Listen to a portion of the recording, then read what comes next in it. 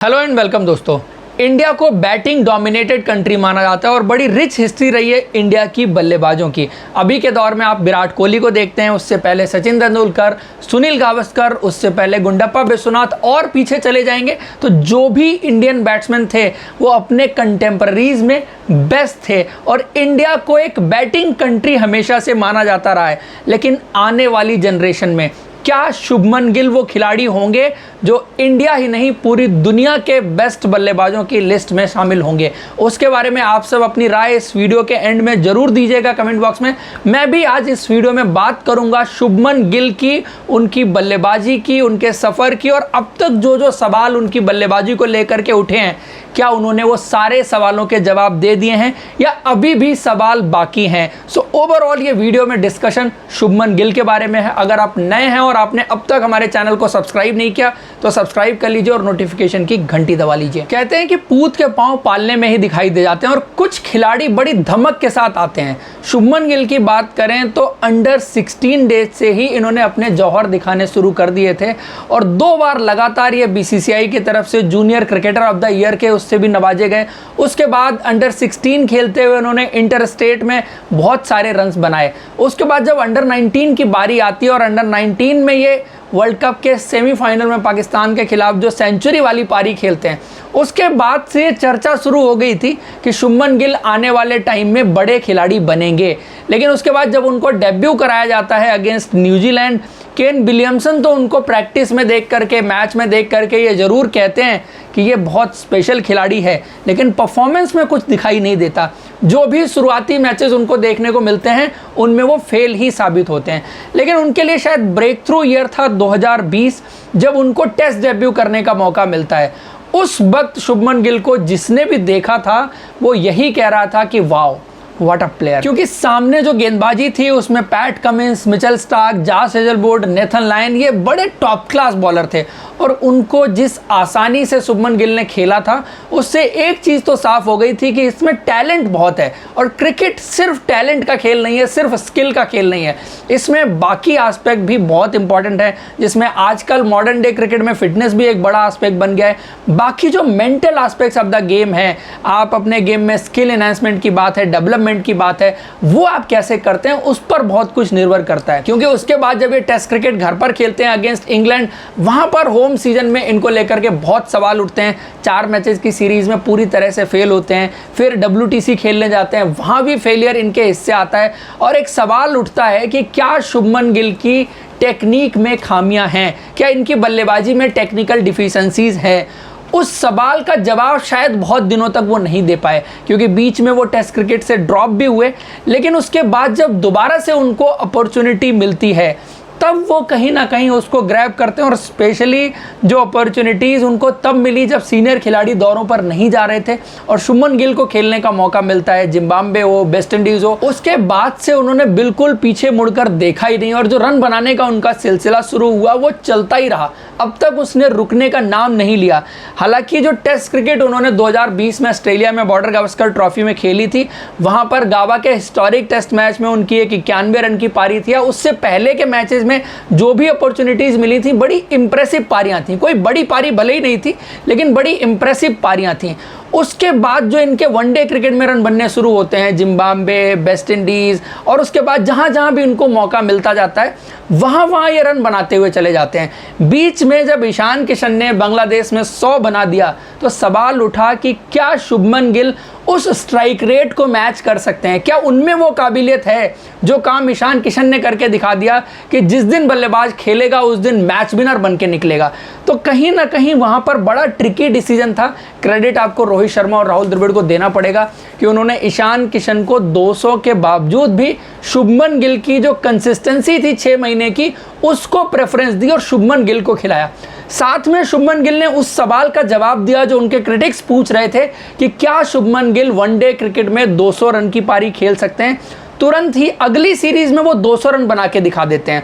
उसके बाद बारी आती है टेस्ट क्रिकेट की, और टेस्ट क्रिकेट में जो उनके फेलियर्स थे स्पेशली इंडियन विकेट्स पर, सब कॉन्टिनेंट के विकेट्स पर, वहां पर उनके रन्स नहीं बने थे। बांग्लादेश में उनको मौका मिलता है 100 बना के दिखा देते हैं। सो सब कॉन्टिनेंट में उनके रनों का जो सूखा था वो अगला सवाल वहां पर खत्म कर देते हैं। इन 2 सवालों के जवाब के बाद सवाल अभी बाकी थे, और सबसे इंपॉर्टेंट और सबसे बड़ा सवाल जो शुभमन गिल पे था वो था T20 क्रिकेट को लेकर के, क्योंकि उनको न्यूजीलैंड में T20 टीम में सेलेक्ट कर लिया गया था। उसके बाद होम सीजन में जब उनको T20 क्रिकेट खेलने का मौका मिलता है, वहां पर पहले कुछ मैच खराब होने के बाद सवाल और बढ़ गए थे कि क्या शुभमन गिल T20 क्रिकेट खेल सकते हैं। और एक सवाल बहुत पूछा गया था कि शुभमन गिल को किस बेसिस पर T20 क्रिकेट में सेलेक्ट किया गया है, क्योंकि रिकॉर्ड्स की बात बहुत होती है। जो खिलाड़ी 130 के स्ट्राइक रेट से आईपीएल में रन बना रहा था, 30 के आसपास का जिसका एवरेज रहा हो, उससे बेटर खिलाड़ी आपके पास आईपीएल में मौजूद हैं, तो क्या शुभमन गिल को वहां पर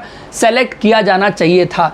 तो उस सवाल का जवाब वो देते हैं सेंचुरी बना के T20 क्रिकेट में जो 126 रन की पारी कहीं ना कहीं उन्होंने खेली थी, उसने उस सवाल को इंटरनेशनल लेवल पर तो शांत कर दिया था। लेकिन इंडिया के लिए एक और बड़ा सवाल था कि इंडियन टीम पहले 6 ओवर को मैक्सिमाइज नहीं कर पाती थी, जो कमी पिछले काफ़ी वक्त से इंडियन टीम फील कर रही थी कि आपको एक ऐसा बैट्समैन एट द टॉप चाहिए जो पहले 6 ओवर को मैक्सिमाइज कर सके। और ज़्यादातर लोगों की नज़र उसी बात पर थी कि शुभमन गिल क्या उस रोल में फिट होते हैं। बिल्कुल नहीं होते थे शायद आज की डेट में भी शुभमन गिल उस चीज़ के लिए बने ही नहीं है, क्योंकि शुभमन कैमियोज खेलने वाले प्लेयर नहीं है। खेलने के लिए वो आपके लिए कैमियो भी खेल सकते हैं, जिस दिन आप उनको बोलेंगे कि आज कैमियो खेलना है वो आपके लिए कैमियो खेल करके दिखा सकते हैं। लेकिन जो चीज़ उनकी खूबी है, जो शायद बहुत कम बल्लेबाजों के पास आपको देखने को मिलेगी, जो स्टेबिलिटी वो देते हैं, जो सॉलिडिटी वो देते हैं, जो टीम की सिचुएशन के हिसाब से बल्लेबाजी कर सकता है, जिसके पास डिफरेंट गियर हैं अकॉर्डिंग टू द सिचुएशन, और खास करके लास्ट में जो उनके पास छक्के लगाने की एबिलिटी है। दुनिया के क्रिकेट में आप टॉप बैटर्स एक तरफ रख लीजिए और शुभमन गिल को एक तरफ रख लीजिए, शुभमन गिल उनमें से किसी से भी पीछे नहीं है जहां तक लास्ट ओवर में छक्के लगाने की बात आती है। एट विल वो छक्के मार सकते हैं, जो फ्री फ्लोइंग स्विंग उनके पास है, जो बल्लेबाजी में आप उनके फास्ट हैंड देखते हैं, जितनी भी टेक्निकल चीज़ें आप दुनिया के क्रिकेट में देखते हो, और हिटिंग के बेसिक्स की बात करें, वो सारी चीज़ें शुभमन गिल के पास हैं। तो क्या अभी भी सवाल शुभमन गिल पर बाकी हैं? क्योंकि जो सवाल मेन उठे थे, सबसे पहले उनके आईपीएल को लेकर के सवाल उठा था, उसका जवाब उन्होंने इस सीजन दिया है कि 16 मैचेस में 851 रन, ऑरेंज कैप उनके सर पर है, 60 की एवरेज है और 156 का स्ट्राइक रेट है। इंटरनेशनल T20 में जो सवाल उठा था उसका जवाब वो ऑलरेडी दे चुके हैं। 6 मैच में 202 रन है, 40 की एवरेज है और 165 की स्ट्राइक रेट है। ओडीआई क्रिकेट में उनको जो प्रेफरेंस दी गई थी ईशान किशन के ऊपर, उसका जवाब भी उन्होंने दिया। अब तक 24 मैच खेले हैं, 1311 रन है, 65 की एवरेज है, मान के चलिए लगभग 66 है, क्योंकि ये 65.55 की एवरेज है। और ये नए आयाम सेट करेंगे आने वाले टाइम में वनडे क्रिकेट में। जैसे एक वक्त था जब 40-45 की एवरेज बहुत ज़बरदस्त हुआ करती थी, सचिन तेंदुलकर की एवरेज कुछ 44-45 के आसपास हुआ करती थी।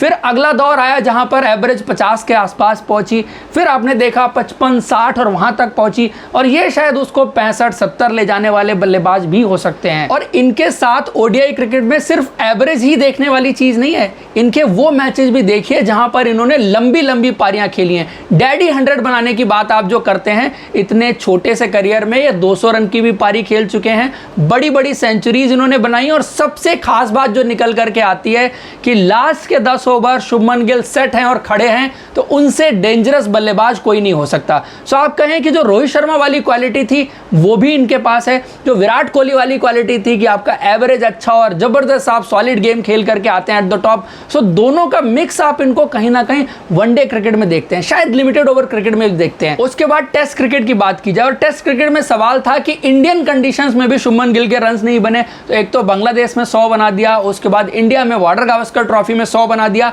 आज की डेट में आपको बहुत बेहतरीन आंकड़े टेस्ट क्रिकेट में नहीं दिखेंगे, लेकिन उसके जवाब देने की कोशिश कर रहे हैं।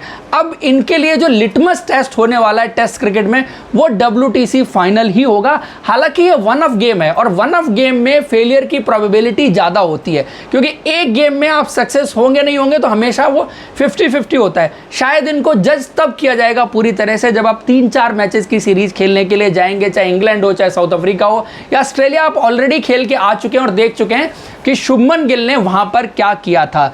सो पोटेंशियल के पॉइंट ऑफ व्यू से, एबिलिटी के पॉइंट ऑफ व्यू से और रिकॉर्ड जो अपने आप में चीख चीख करके कह रहे हैं कि शुभमन गिल आने वाली जनरेशन के बेस्ट बैट्समैन हैं। बिल्कुल उसी लीग में है जहां पर आप विराट कोहली को रखते हैं, सुनील गावस्कर को रखते हैं, सचिन तेंदुलकर को रखते हैं, और किसी भी तरह से किसी भी एस्पेक्ट में कम नहीं है। लोगों को लगता था इस IPL से पहले कि वो बड़े छक्के नहीं लगा सकते, बेहतर स्ट्राइक रेट से नहीं खेल सकते, उनके पास वो एबिलिटी नहीं है, वो स्किल नहीं है।